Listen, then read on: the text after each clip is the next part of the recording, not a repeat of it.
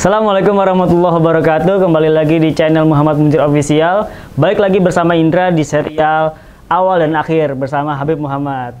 Kita di episode sebelumnya, di episode keempat, kita udah makin seru banget tuh. Masuk kepada ceritanya Nabi Hud alaihissalam. Sampai kepada sekarang Nabi Soleh, yang kata Habib nih ceritanya bakal lebih seru dari episode sebelumnya nih. Kita bakal tanya langsung sama Habib Muhammad, seseru apa cerita selanjutnya nih. Gimana Habib, selanjutnya cerita setelah damai lagi nih dunia, setelah kaum Nabi Hud itu dijatuhi azab Allah Ta'ala, nggak ada lagi orang-orang yang jahat gitu. Gimana Habib selanjutnya Habib? Setelah bersihnya dunia ini dari orang-orang buruk itu, yaitu kaum Nabi Hud alaihissalam yang membangkang, Allah utus kepada mereka dengan angin puting beliung, angin topan yang menghancurkan mereka semua. Setelah itu mulai nih berjalan tahun demi tahun, lama timbul lagi orang-orang merasa sombong lagi, merasa kuat lagi, sampai Allah utus kepada mereka dari luar mereka. Karena Nabi Nuh alaihissalam dia dari kaum itu juga. Misalkan mereka tinggal di sini, yaitu dari keluarga mereka, masih orang sekerabat mereka juga. Tapi kalau Nabi Soleh datang kepada mereka, diutus oleh Allah Subhanahu Wa Taala, mengajak kaumnya untuk apa? Kembali ke jalan yang benar. Diajak kaumnya, wahai kaumku, aku datang kepada kalian, utusan dari Allah Subhanahu Wa Taala, taati perintah Allah, mengingatkan mereka tentang hari akhirat, melarang mereka dari perbuatan yang keji, dari perzinaan, dari maksiat, dari pencurian dan lain sebagainya. Mereka membangkang. Setelah itu mulailah negosiasi mereka sama Nabi Saleh alaihissalam. Mereka bilang, apa yang menjadikan kita percaya bahwa engkau Nabi? Dia bilang, mintalah apa yang kalian inginkan, aku bisa tunjukkan, Tuhanku bisa tunjukkan. Mereka bilang, oh berarti Tuhanmu betul pencipta alam semesta, ayo kita coba. Dia bilang, dari batu ini, mereka langsung sepakat di suatu hari, mereka mau berkumpul di depan batu. Kita pengen batu ini pecah dan dari dalamnya keluar unta betina. Aneh-aneh ya permintaannya. Iya, dia kayak minta sesuatu yang mustahil untuk apa? Untuk kayak udah diam, mau jawab apa? Nabi SAW bilang, oke, nanti kita akan ketemu di hari yang sudah ditentukan. Kembali mereka ke rumah masing-masing, berkumpullah di tempat tersebut. Mereka lihat onta itu, dan sebelum itu sudah sering sekali Nabi Soleh ini ingin mereka celakakan. Waktu beliau berjalan di satu lorong, disebutkan beliau di jalan satu lorong, mereka menyiapkan batu-batu dari atas untuk dijatuhkan, mengapa? Ingin mengubur beliau dengan batu-batu yang besar itu. Dan banyak sekali gangguan yang didapatkan oleh kaumnya itu yang membangkang. Apa yang terjadi? Diminta untuk membelah batu dan isinya mereka ingin unta betina. Dia bilang, oke, aku akan minta itu. Berkumpul mereka di hari itu, berdoa Nabi Saleh alaihissalam. Dia berkata, wahai Allah, kau yang mengutus aku untuk mengajak orang kepada kebenaran. Sekarang mereka minta ini, aku tidak bisa melakukan apa-apa. Terbelahlah batu tersebut, keluar unta betina dari dalamnya. Benar-benar apa yang diminta sama kaum itu ya? Iya. Setelah itu, apa yang mereka bisa jawab? Apa masih bisa mereka melawan? Kalau udah kayak gitu, maksudnya orang nih, dia misalkan contoh ya, tidak ada gak ada apa-apa, misalkan saya gini, keluar air. Orang bilang, oh ini hebat. Tapi kalau misalkan orang bilang, coba saya mau lihat tangan kamu mengeluarkan air, terus saya keluarkan, yang mana yang jatuhnya lebih kuat ataupun lebih membekas di hati orang. Pasti orang pada saat diminta sesuatu, dikabulkan permintaannya, dan permintaan itu mustahil dan terkabulkan. Tandanya itu kekuatan sang yang mengabulkan ini, tandanya sudah betul-betul hebat sekali. Ini begitu juga, mereka meminta hal yang mustahil, dikabulkan oleh Allah Subhanahu Wa Taala. Setelah itu mereka melihat onta betina itu ada depan mata mereka, masih banyak yang tidak beriman. Masih nggak beriman juga. Ini sihir, ini begini, ini begini, ini begitu. Setelah itu kata Nabi ini, ya sudah, jika kalian belum siap beriman, tidak ada masalah. Onta betina ini, mereka di kota mereka cuma punya satu sumur, di tempat namanya Thamud kalau tidak salah. Mereka punya satu sumur. Dia bilang, sumur ini 3 hari untuk kalian, 3 hari untuk onta ini, atau 1 hari untuk kalian, 1 hari untuk onta ini. Hari untuk onta ini kalian tidak boleh minum. hari untuk kalian bisa ambil sebanyak yang kalian mau. Dan dari onta ini kalian bisa minum susunya. Karena onta betina dia selalu keluar apa? Susunya. Kalian boleh minum susunya. Jadi mereka jadi satu hari yang mereka nggak bisa ambil dari air sumur itu, mereka dapat manfaat dari susu apa? Onta ini. Itu. Jadi plus minus lah gitu.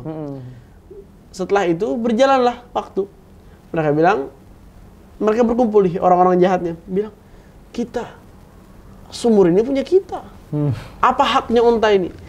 Dikatakan oleh Nabi SAW, wahai kaumku, kalian hati-hati, ini onta pemberian dari Allah.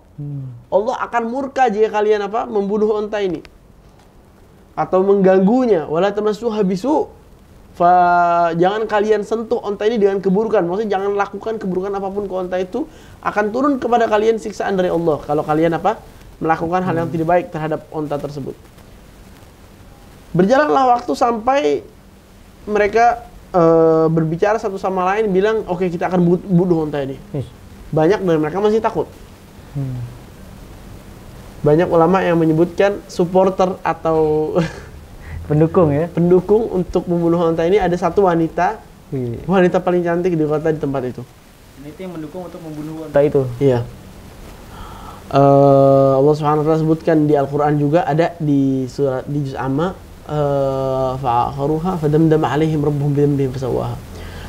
Di situ dibunuh oleh satu orang, disebutkan di tafsir ayat yang tadi saya sebutkan itu di beberapa kitab tafsir, salah satunya di tafsir Baghawi, di tafsir Jalalain, dan di kebanyakan kitab tafsir kalau mereka sebutkan asbabun nuzul disebutkan bahwa yang membunuh onta ini namanya adalah Gudar bin Salif. Nama dia Gudar, ayahnya namanya Salif. Gudar bin Salif. Orang ini disebutkan oleh Nabi Muhammad SAW namanya, dan Nabi Muhammad bilang ini orang paling celaka dari orang-orang terdahulu. Orang tersebut asyigal awwalin. Gudar bin Salif. Dia waktu disemangati oleh banyak perempuan itu, makanya dikatakan fitnah, salah satu fitnah paling besar untuk para lelaki adalah wanita kalau bukan tempatnya, begitu. Semoga teman-teman kita semua bisa cepat dapat jodoh, amin. Amin. Ya gitu. Kameramen angkat tangan.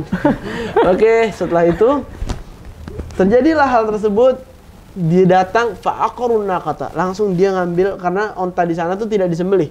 Mereka ngambil pisau atau pedang yang runcing, menyobek bagian lehernya, keluar darah dia sampai lemas, baru disembelih. Karena nggak bisa dipegang karena badannya dia yang besar, kakinya yang panjang, sulit. Kepalanya dia, leher dia yang panjang, sulit untuk dijatuhin, dijatuhkan. Iya. Setelah itu dipotong sama si Gudar bin Salif ini dari jauh dengan pedangnya. Fa'aqarun naqata fadamdama 'alaihim bidhanbihim fasawwaha. Allah Subhanahu wa taala langsung cerita lainnya ini. Nabi Saleh berkata, "Ajiltum amra rabbikum?" Kalian buru-buru mau buat masalah sama Tuhan kalian. Maksudnya kayak udah dibawain apa yang kalian minta, dibilang onta ini memberikan manfaat kepada kalian, tambah kalian bunuh tanpa salah, tanpa ada apa-apa. Maksudnya maksud lo orang ini apa gitu. Sampai segitunya. Akhirnya dia bilang, tunggu kalian 3 hari. Kalian punya waktu hidup 3 hari. Dikasih waktu untuk hidup. Selebih itu nggak ada. Ya kan? Mau gimana? Mereka masih nggak percaya. Di hari pertama mereka ketawa satu sama lain. Baru divonis kayak gitu ya. Setelah itu mereka nggak percaya kan? Setelah lewat hari pertama, muka mereka semua kalau tidak salah berubah. Semua wajahnya menjadi warna kuning. Wajahnya aja, bagian wajahnya aja itu warna kuning. Gak tahu wajahnya apa, badannya semua, saya nggak lihat. Cuman orang berkata mereka berubah menjadi warna kuning. Setelah itu mereka berubah ke 3 warna di 3 hari ini. Di hari ketiga dihabiskanlah mereka oleh Allah Subhanahu wa taala, fadamdama 'alaihim rabbuhum bidhanbihim fasawwaha. Dan Allah Subhanahu wa taala hancurkan mereka. Dam-dam maksudnya itu kayak diulek gitu. Saking pedihnya siksa mereka itu. Wala yakhafu fadamdama 'alaihim rabbuhum bidhanbihim. Dan karena dosa mereka itu Allah hancurkan mereka, Allah binasakan mereka betul-betul sadis karena dosa mereka itu. Fasawwaha, dan Allah Subhanahu wa taala datarkan. Rata sama tanah itu ya. Hancurkan Allah sana. Wala yakhafu uqbah, dan Allah jawab, aku tidak takut sama resikonya. Jadi contohnya gini, karena dicontohkan zaman dahulu itu para raja, dia kalau mau nyerang orang lain, dia mikir berkali-kali. Karena setelah dia nyerang, mungkin dia menang.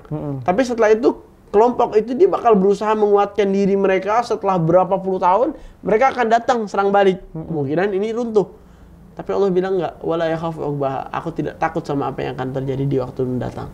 Saking kuatnya Allah Subhanahu wa taala, hancurlah mereka dari salah satu kelompok yang paling celaka karena sudah diberikan kebijakan yang banyak, dibaik-baikin, tapi mereka malah apa? Betul-betul membangkang sampai membunuh. Dan setelah membunuh itu mereka bilang juga kepada Saleh, ayo sini, apa janji, apa yang bisa dilakuin? Datangkan secepatnya sekarang. Kata Nabi Saleh, kalian dikasih waktu 3 hari. Tamat tahu, ambil kenikmatan. Lakuin, lu pada demen ngapain? Lakuin, yang lu mau lakuin, nikmatin nih, lu tinggal 3 hari. 3 hari. Sampai disebutkan di hari terakhir itu datang kepada mereka awan. Lalu bilang, oh hadza aridun mumtiruna. Kalau tidak salah. Ini datang, oh ini hujan yang apa? Yang akan datang kepada kami. Wah, bohong itu. Siapa Nabi Saleh bohong, kata dia 3 hari akan dapat siksaan. Ini 3 hari malah dapat hujan. Karena hujan kabar gembira berarti. Dan Allah SWT jawab, itu ada apa awan yang gelap yang di dalamnya disimpan atau dibawa azab dari Allah Subhanahu wa taala. Mendekat awan itu kepada mereka, langsung turun siksaan itu kepada mereka dengan bentuk apa? Banyak sekali penjelasannya dan panjang. Jadi hancur lah itu minion-minion yang warna kuning itu kan. Mereka, ada yang bilang setelah warna kuning mereka berubah warna hijau. Warna biru terus warna hitam. Waduh. Berubah semua begitu. Tapi mereka 3 hari itu justru di hari ketiga masih kayak ragu. Enggak, hari ketiga mereka pertama takut karena ngelihat perubahan yang signifikan itu, maksudnya beneran ini berarti.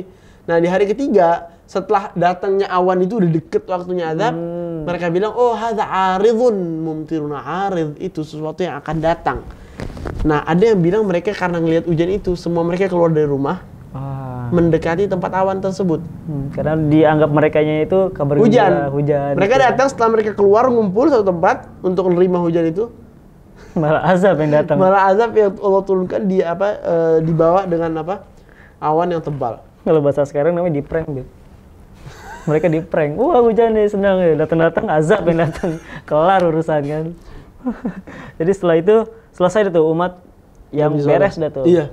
Diselamatkanlah Nabi Saleh sama sedikit dari kaumnya orang-orang yang lemah dan orang-orang yang miskin pada saat itu. Lagi-lagi kayak gitu ya polanya. Jadi ada yang baik lagi, muncul jahat dia musnahin lagi. Pernah bilang, wahai anak-anak Adam, sudah lewat qad khalat min qablikum sunanan fasiru fil ardi tsumma anzuru kaifa kana aqibatu mukatsibin. Sudah lewat dari sebelum kalian nih contoh-contoh banyak. Fasiru fil ardi, jalanlah kalian di bumi. Fanzuru kaifa kana aqibatul mukatsibin, dan lihatlah kalian bagaimana masa depan ataupun penghujung dari kehidupan orang-orang yang tidak memperdulikan atau tidak mempercayai Allah Subhanahu wa taala. Gimana kehidupan mereka? Hancur begitu kan. Udah banyak nih contoh-contoh yang Allah Subhanahu wa taala berikan. Dari tadi awal Qabil dan Habil yang jahat kemana, yang baik kemana. Setelah itu datang Nabi Nuh dan kaumnya. Yang kuat siapa? Kaumnya Nabi Nuh. Iya. Yang lebih kuat, yang lebih banyak. Tapi yang selamat, tapi yang namanya harum, tapi yang menang dalam bentuk hakika, kaumnya Nabi Nuh. Begitu juga dengan Nabi Hud tadi, dan sekarang Nabi Saleh. Begitu juga tentang Nabi Saleh alaihissalam. Dan juga Nabi Saleh ini salah satu nabi kalau tidak salah yang badannya yang paling panjang atau yang umurnya paling panjang juga saya dengar, dan kuburan beliau ada di Yaman. Di Yaman juga dekat sama dekat sama kuburan Nabi Hud. Tidak terlalu dekat, jalan ke dalam sana sulit. Harus pakai mobil yang gede karena jalannya pasir semua berkilo-kilo dan harus membawa orang yang tahu jalanan. Habib pernah ke sana melihat? Karena Nabi Saleh belum sempat. Lihat fotonya udah. Tapi ke Nabi Hud, nabi-nabi yang lain sudah pernah. Karena tempat itu harus padang pasir. Ada bahkan yang pernah kesana bilang padang pasir yang luas. Jadi kalau orang yang nggak tahu jalan, nggak ketemu itunya. Nggak, ya udah kayak kamu masuk ke dataran, ngeliat kanan, kiri, depan, belakang nggak ada apa-apa, semua padang pasir. Dan padang pasir itu misalkan ada gunung pasir di sini, gunung pasir di sini, itu jadi patokan, nggak bisa. Karena dengan angin tuh gunungnya berubah-berubah. Iya, posisinya. Jadi yang masuk ke sana harus orang-orang khusus yang emang tahu gitu. Jadi dia lurus, jalan nggak ada hujan, nggak ada angin. Dia bilang, nanti depan sini akan ada apa, misalkan akan ada kampung. Seret, jalanan ini bukan aspal, jalanan pasir, gunung-gunungan pasir. Jalan sampai ternyata bener ada. Maksudnya orang-orang yang mau bener udah hafal bagaimana bentuknya dan lain-lain, orang situ lah yang udah hafal begitu, mereka yang paham. Saya belum pernah, saya pengen banget ke sana. Insya Allah kalau saya pergi ke sana, saya bakal buat vlog ke sana insya Allah. Mantap, ditungguin aja tuh vlognya Habib Muhammad ziarah Nabi Soleh. Soleh. Kita itu pasti seru banget tuh kayak gimana bentuknya makam. Dari tadi kan sebelumnya Nabi apa tuh, Nabi Hud ada makamnya juga panjang ada katanya. Panjang, iya. Jadi biasanya kalau orang-orang terdahulu gitu ya, panjang makamnya, karena badan juga beda sama kita sekarang kan, kecil. Nah akhirnya sekarang zamannya siapa nih Bib? Sekarang selesai Nabi Soleh, semua damai. Siapa lagi berulah lagi nih? Di zamannya siapa nih gitu berulah? Setelah selesai Nabi Soleh kan ada kaumnya. Kaumnya Nabi Soleh, orang-orang yang beriman. Terlepaslah mereka. Setelah wafatnya Nabi Soleh, mereka hidup. Besar, mereka beriman. Punya anak. Setengah-setengah. Maksudnya iman anak cucu dari pengikut Nabi Soleh ini berkurang. Dan begitu teruslah berkurang. Sampai mulai lupa ajarannya. Mulai mereka timbullah di mereka sifat-sifat kemanusiaan, sifat pelupa, sifat yang dilakukan sama kakek moyangnya, ngelakuin hal yang sama. Mulailah mereka membangkang, dan setelah hal tersebut, setelah kejahatan mereka itu, sebelum itu kita bakal kasih tahu di mana Allah Subhanahu Wa Taala nunjukin kepada kita hikmah. Allah ini menciptakan ini sama, yang terjadi sama Nabi Nuh dan kaumnya. Setelah itu yang terjadi kepada Nabi Hud dan kaumnya. Dan yang terjadi sama Nabi Soleh sama, walaupun kriteria berbeda, orangnya berbeda, segala macam berbeda. Pada aslinya mereka sama. Semua mereka sombong, merasa kuat, datang utusan dari Allah, merasa lebih mampu, hancur. Sampai zaman sekarang banyak yang seperti itu diulang-ulang. Ayo sekarang kita lihat orang yang paling hebat di beberapa 100 tahun yang lalu, di mana mereka? Allah alam. Hilang, hancur, tidak ada bekas. Tapi orang-orang yang punya ikatan dengan Allah Subhanahu Wa Taala, setelah lewat waktu yang panjang, walaupun nama mereka sudah tidak terdengar lagi, tapi mereka masih ada di sana dalam sebaik-baiknya keadaan di akhirat.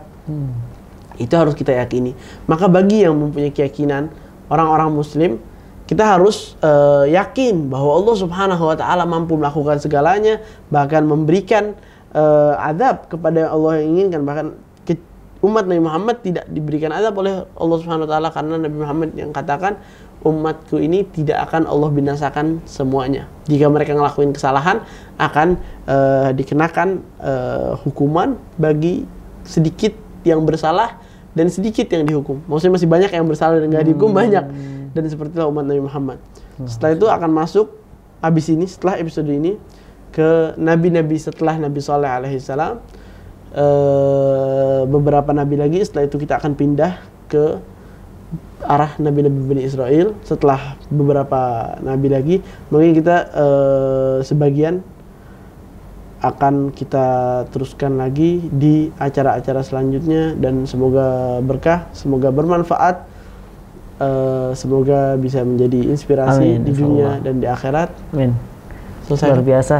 Makin seru aja nih kita. Ini awal dan akhir ini sebetulnya kita akan membahas dari awal sampai akhir. Sementara di episode berapa nih? 5 ini kita masih membahas tuh yang lalu-lalu. Makanya makin kesini tuh makin seru. Nanti kita belum berbicara tentang apa yang akan terjadi setelah itu. Yeah. Bahkan apa yang sudah terjadi di masa lalu pun mau pilih yang mana buat pelajaran gitu. Dari Nabi Adam, Nabi Nuh, Nabi Hud, semuanya sama polanya. Jadi kalau mau cari pembelajaran, ya tinggal pilih aja, polanya sama semua gitu. Jadi buat kita tadi benar kata Habib, kita harus yakin bahwa Allah ini adalah zat yang maha kuat gitu. Jadi nggak ada tempat buat kita buat ngerasa sombong di atas Allah Subhanahu Wa Taala gitu. Sampai ketemu di episode selanjutnya, bakal makin seru pastinya. Habib Muhammad Indra pamit. Assalamualaikum warahmatullahi wabarakatuh.